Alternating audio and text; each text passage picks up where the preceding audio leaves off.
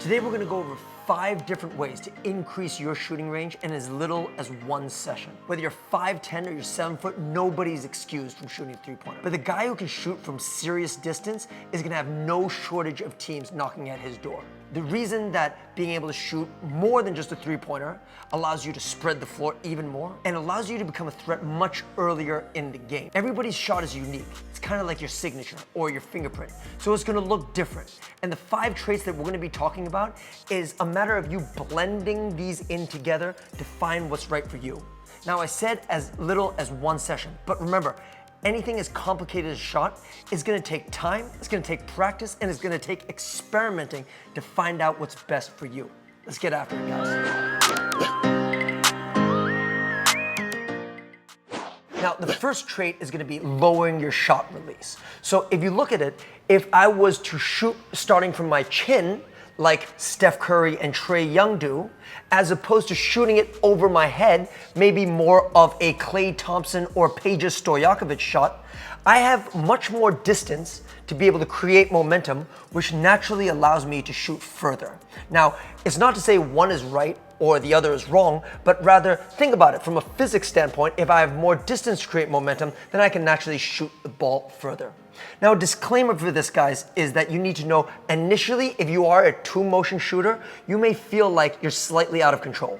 But what we found with our clients and our students is that with practice, just like anything else, by shooting with a quicker release at an earlier point, you'll be able to project your shot way further and be able to have just as much control as you usually would with a 2-motion shot. So the second way to increase your range is simply by lowering the arc. Height and distance are inversely related. So if we put less force vertically and more force horizontally, that's naturally going to give us more distance on our shot. Now, if you were born in the same period of time that I was born in, a lot of the coaches would bring out a rim and show us how the rim would look to a ball if the flight was very, very high. Now, I commend those coaches, and this is absolutely true. But one of the things that was left out of this was control. It is significantly hard to control the ball that has a very high arc rather than a medium or lower arc. And if you look at players like Damian Lillard, Devin Booker, who shoot from great distances, very, very rarely is their arc very high. Rather, the cue that we're looking for, at least for our players, is to shoot somewhere between the top of the square and the top of the backboard. That generally gives our players a good external cue for how high to shoot while having amazing distance. All right, number 3, we're gonna talk about extremity contribution. Are you more of a upper body shooter where you're using mainly your arms? Or are you a lower body shooter, someone who jumps off the floor 2 feet for every single shot? Now, again, there's no right and wrong. Your job is to find out what is right for you. But from previous experience for me, anybody who is dominantly an upper body shooter is not gonna have very much distance because the upper extremity just simply is not as strong. But the most important thing is to understand from my perspective that the upper body should simply be a guide to where the ball should go, and the dominant muscles of the lower body, quads, hamstrings, glutes, should be the ones that are primarily producing force. When we look at upper body shooting as well, we want to avoid what I would call the James Worthy shot, where I bring it up and behind my head to shoot the ball. Now, I'm sure there are people out there who are tremendous shooters who can shoot like this, but for the most part, it doesn't work for 99% of the population because it doesn't work with physics. Think about it. If I want to shoot the ball, I want the least amount of variation as possible. And if I was able to shoot it from a straight line and out, that would be significantly better than shooting in a straight line, bringing it back, and then heaving the ball from over my head. So again, ask yourself, how much legs do I currently use? How much of my upper extremities do I currently use? The most important thing for you guys is to find what works for you, experiment, go back to the lab, and then try this in a game to see what works best for you. Now, the 4th part of this is speed.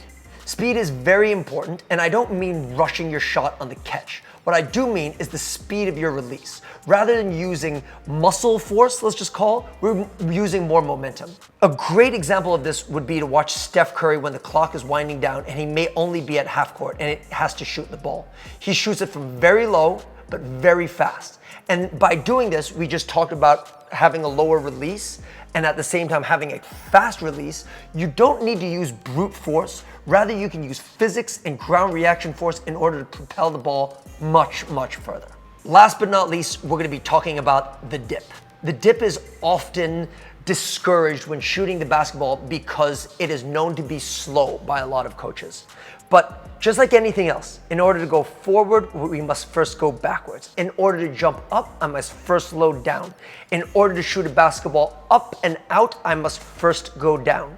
Now, how much dip you use really depends on what kind of shooter you are, what situation you are in, how tall you are. It depends on a lot of factors, but the dip is absolutely necessary. It just matters on how far you go down and how much force you choose to recruit through inertia. So if I go very far down, it's most likely that I will shoot it very high. But what we found to be very, very useful for our players is to imagine that there is a table mid-thigh height. When we get the ball, we want to tap it to that table and come back up. Now, there are situations that calls upon having much less of a dip or no dip. I want to make it very clear that this is a skill that needs to be learned. But at the same time, 99% of the shots can be with a slight dip because that is the ideal situation in order to produce force. So we've come to the end, guys. This was a bunch of theory, and we will make videos in the future about how to apply these theories into drills and daily practices. I would like to thank you for staying to the very end, and if you do apply these in your daily skill development and choose bits and pieces from all 5 of these, you will see improvement on your range.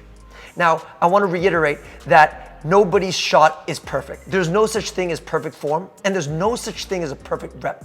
What's most important is for you to find out what's best for you. Just as importantly, you need to be able to put yourself in different situations, whether that's in transition, pick and roll shooting, all different types of situations so that you can adapt your shot to what you need in that specific situation. Have fun with it, guys. I really hope that you got a lot out of this video, and make sure you leave a comment if there's anything that I've missed. Also, make sure that you subscribe to our channel to get weekly video updates and more awesome tips to get you to the next level.